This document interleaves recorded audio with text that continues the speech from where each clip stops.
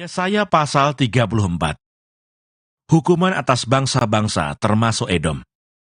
Marilah mendekat, hai bangsa-bangsa, dengarlah, dan perhatikanlah, hai suku-suku bangsa. Baiklah bumi serta segala isinya mendengar, dunia dan segala yang terpancar daripadanya. Sebab Tuhan murka atas segala bangsa, dan hatinya panas atas segenap tentara mereka. Ia telah mengkhususkan mereka untuk ditumpas, dan menyerahkan mereka untuk dibantai. Orang-orangnya yang mati terbunuh akan dilemparkan, dan dari bangkai-bangkai mereka akan naik bau busuk. Gunung-gunung akan kebanjiran darah mereka. Segenap tentara langit akan hancur, dan langit akan digulung seperti gulungan kitab. Segala tentara mereka akan gugur, seperti daun yang gugur dari pohon anggur, dan seperti gugurnya daun pohon ara. Sebab pedangku yang di langit sudah mengamuk. Lihat, ia turun menghakimi Edom, bangsa yang kukhususkan untuk ditumpas. Tuhan mempunyai sebilah pedang yang berlumuran darah dan yang penuh lemak, yaitu darah anak-anak domba dan kambing-kambing jantan, dan lemak buah pinggang domba-domba jantan. Sebab Tuhan mengadakan penyembelihan korban di Bosra, dan pembantaian besar di tanah Edom. Banteng-banteng akan rebah mati bersama-sama domba dan kambing itu, dan lembu-lembu jantan yang muda bersama-sama lembu-lembu jantan yang gagah. Seluruh negerinya diresapi oleh darah, dan tanah mereka penuh dengan lemak. Sebab Tuhan mendatangkan hari pembalasan dan tahun pengganjaran karena perkara Sion. Sungai-sungai Edom akan berubah menjadi ter, dan tanahnya menjadi belerang. Negerinya akan menjadi ter yang menyala-nyala. Siang dan malam negeri itu tidak akan padam-padam. Asapnya naik untuk selama-lamanya. Negeri itu akan menjadi reruntuhan turun-temurun. Tidak ada orang yang melintasinya untuk seterusnya. Burung undan dan landak akan mendudukinya. Burung hantu dan burung gagak akan tinggal di dalamnya. Tuhan menjadikannya campur baur dan kosong, tepat menurut rencananya. Jin-jin akan diam di dalamnya, dan para pemukanya akan tidak ada lagi. Tidak ada lagi di sana yang dimaklumkan sebagai raja, dan semua pemimpinnya sudah lenyap. Duri-duri akan tumbuh di puri-purinya. Rumput dan putri malu di tempat-tempatnya yang berkubu, sehingga menjadi tempat kediaman serigala dan lapangan bagi burung unta. Di sana berpapasan binatang gurun dengan anjing hutan, dan jin bertemu dengan temannya, hantu malam saja ada di sana, dan mendapat tempat perhentian. Di sana ular pohon bersarang dan bertelur, mengeram sampai telurnya menetas. Burung-burung dendang saja berkumpul di sana, masing-masing dengan pasangannya. Carilah di dalam kitab Tuhan dan bacalah. Satupun dari semua makhluk itu, tidak ada yang ketinggalan, dan yang satu tidak kehilangan yang lain. Sebab begitulah perintah yang keluar dari mulut Tuhan, dan Roh Tuhan sendiri telah mengumpulkan mereka.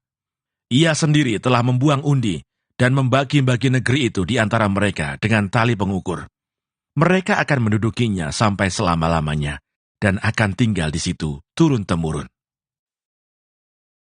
Yesaya pasal 35.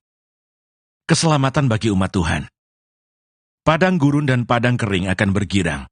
Padang belantara akan bersorak-sorak dan berbunga.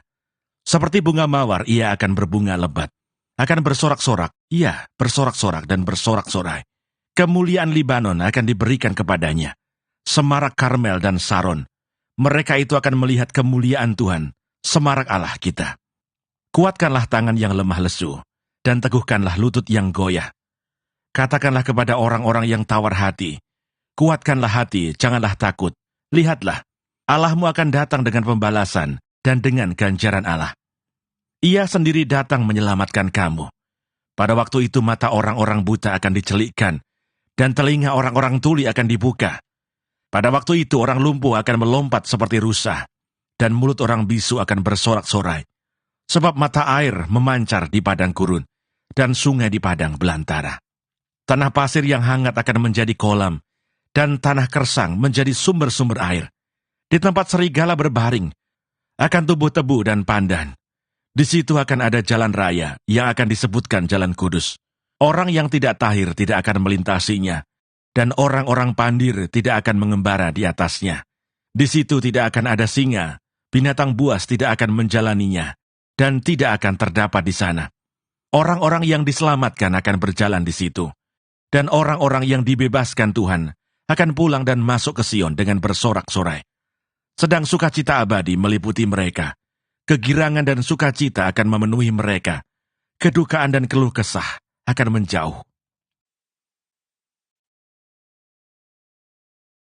36. Yesaya dalam zaman Raja Hizkia. Yerusalem dikepung oleh Sanherib. Maka dalam tahun ke-14 zaman Raja Hizkia, majulah Sanherib Raja Asyur, menyerang segala kota berkubu negeri Yehuda, lalu merebutnya. Raja Asyur mengutus juru minuman agung dari Lakis ke Yerusalem kepada Raja Hizkia, disertai suatu tentara yang besar. Ia mengambil tempat dekat saluran kolam atas di jalan raya pada padang tukang penatu. Keluarlah mendapatkan dia, Eliakim bin Hilkiah, kepala istana, dan Sebna, panitera negara, serta Yoah bin Asaf, bendahara negara. Lalu berkatalah juru minuman agung kepada mereka, baiklah katakan kepada Hizkia, beginilah kata Raja Agung, Raja Asyur, kepercayaan macam apakah yang kau pegang ini? Kau kira bahwa hanya ucapan bibir saja dapat merupakan bencana dan kekuatan untuk perang? Sekarang kepada siapa engkau berharap? Maka engkau memberontak terhadap aku. Sesungguhnya, engkau berharap kepada tongkat bambu yang patah terkulai itu, yaitu Mesir, yang akan menusuk dan menembus tangan orang yang bertopang kepadanya. Begitulah keadaan Firaun, Raja Mesir, bagi semua orang yang berharap kepadanya. Dan apabila engkau berkata kepadaku, kami berharap kepada Tuhan Allah kami, bukankah dia itu yang bukit-bukit pengorbanannya dan mesbah-mesbahnya telah dijauhkan oleh Hizkia sambil berkata kepada Yehuda dan Yerusalem, di depan mesbah inilah kamu harus sujud menyembah. Maka sekarang baiklah bertaruh dengan tuanku Raja Asyur. Aku akan memberikan 2.000 ekor kuda kepadamu, jika engkau sanggup memberikan dari pihakmu orang-orang yang mengendarainya. Bagaimanakah mungkin engkau memukul mundur satu orang perwira tuanku yang paling kecil? Padahal engkau berharap kepada Mesir dalam hal kereta dan orang-orang berkuda. Sekarang pun adakah di luar kehendak Tuhan? Aku maju melawan negeri ini untuk memusnahkannya. Tuhan telah berfirman kepadaku, majulah menyerang negeri itu dan musnahkanlah itu. Lalu berkatalah Eliakim, Sebna, dan Yoah kepada juru minuman agung, silakan berbicara dalam bahasa Aram kepada hamba-hambamu ini, sebab kami mengerti. Tetapi janganlah berbicara dengan kami dalam bahasa Yehuda, sambil didengar oleh rakyat yang ada di atas tembok. Tetapi juru minuman agung berkata, adakah tuanku mengutus aku untuk mengucapkan perkataan-perkataan ini hanya kepada tuanmu dan kepadamu saja? Bukankah juga kepada orang-orang yang duduk di atas tembok, yang memakan tahinya dan meminum air kencingnya bersama-sama dengan kamu? Kemudian berdirilah juru minuman agung dan berserulah ia dengan suara nyaring dalam bahasa Yehuda. Ia berkata, dengarlah perkataan Raja Agung, Raja Asyur. Beginilah kata Raja, janganlah Hizkia memperdayakan kamu, sebab ia tidak sanggup melepaskan kamu. Janganlah Hizkia mengajak kamu berharap kepada Tuhan dengan mengatakan, tentulah Tuhan akan melepaskan kita. Kota ini tidak akan diserahkan ke dalam tangan Raja Asyur. Janganlah dengarkan Hizkia, sebab beginilah kata Raja Asyur, adakanlah perjanjian penyerahan dengan aku, dan datanglah keluar kepadaku. Maka setiap orang daripadamu akan makan dari pohon anggurnya, dan dari pohon aranya, serta minum dari sumurnya, sampai aku datang dan membawa kamu ke suatu negeri seperti negerimu, suatu negeri yang bergandum dan berair anggur, suatu negeri yang berroti dan berkebun anggur. Jangan sampai Hizkia membujuk kamu dengan mengatakan, Tuhan akan melepaskan kita. Apakah pernah para Allah bangsa-bangsa melepaskan negerinya masing-masing dari tangan Raja Asyur? Di manakah para Allah negeri Hamad dan Arpad? Di manakah para Allah negeri Sewarwaim? Apakah mereka telah melepaskan Samaria dari tanganku?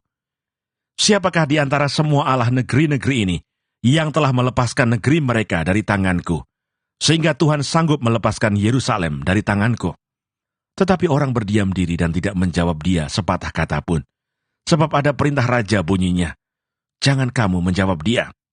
Kemudian pergilah Eliakim bin Hilkiah, kepala istana, dan Sebna, panitera negara, dan Yoah bin Asaf, bendahara negara, menghadap Hizkia dengan pakaian yang dikoyakkan, lalu memberitahukan kepada raja perkataan juru minuman agung.